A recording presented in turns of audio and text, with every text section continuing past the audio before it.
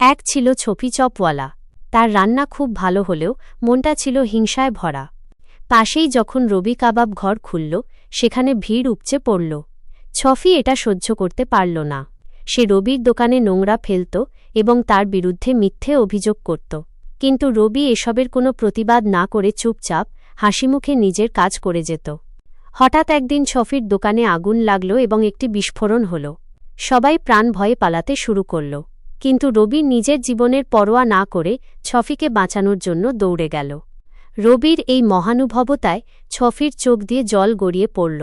তার কণ্ঠ কেঁপে উঠল, ভাই, আমাকে ক্ষমা করে দাও। রবি তাকে বলল, ভালোবাসায় আগুন নেভানো যায় ভাই, হিংসায় নয়। এরপর তারা দুজনে মিলে ভাই ভাই চপ কাবাব হাউস নামে একটি নতুন দোকান খুলল। এই গল্পের শিক্ষা হল, হিংসা দিয়ে নয়, ভালোবাসা দিয়ে মানুষের মন জয় করতে হয়।